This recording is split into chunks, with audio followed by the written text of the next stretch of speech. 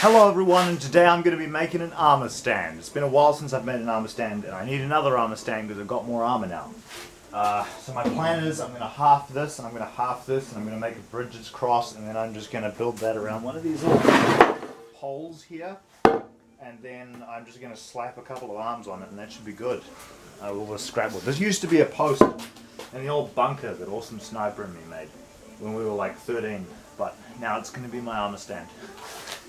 Since it got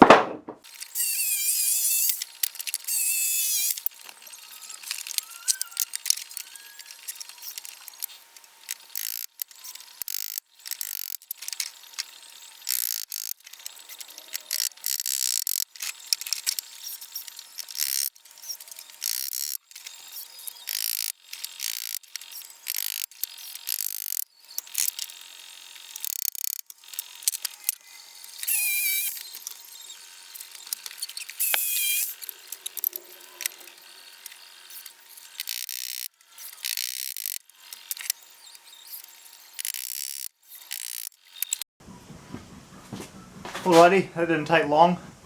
That was probably like a 5-minute job. I made an armor stand in like 5 minutes. It's a record time. Maybe a little bit longer, I'm not sure. Anyway, we've got little bridges cross base with a stick, and then we just got two little racks to hang the armor on. One for the legs, one for the arms, and this bit can be for the helmet. I'm not actually sure if this is tall enough for the helmet, but should be fine. I'll just add a little bit of, I don't know.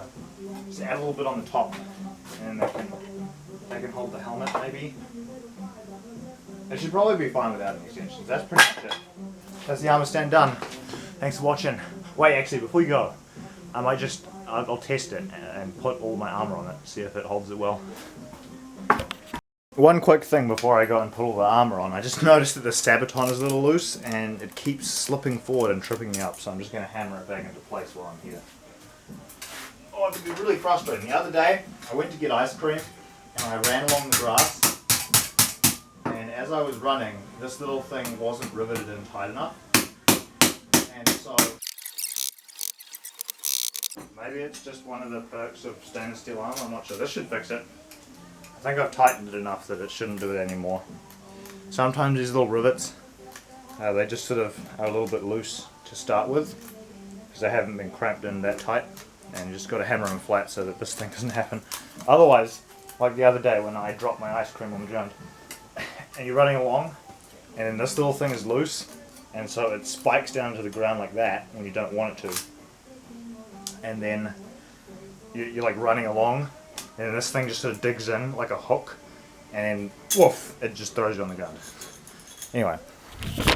Alrighty, I have finished the armor stand, and all the armor seems to fit on there just fine. I don't have any of the professional leg holder thing involved, but I found that just this basic shape is enough to hold pretty much all the armor that I need. Just fairly enough, well enough at least. And I can just sort of sit extra parts in the holes, or I can just find places to stuff them. I just sort of sit the stuff in there, and then when I want to move it, I just pick the whole armor stand up and move it around instead of having to bother with anything else. And the crotch guard can just sort of go over the head like that. And there's normally enough room to sit the helmet on, but I can always just sit the helmet down anywhere separately. If I want, I can also put this on top. Oh, here we go. We've assembled a Tin Man who's actually made of various different metals. Anyway, that's him. My second armor stand is complete for holding armor. And we've got a little shield. And sit that there. There we go. We've completed the armor stand.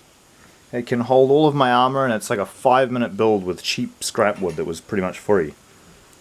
Thanks for watching. I'll see you in the next one. Toodaloo. Goodbye.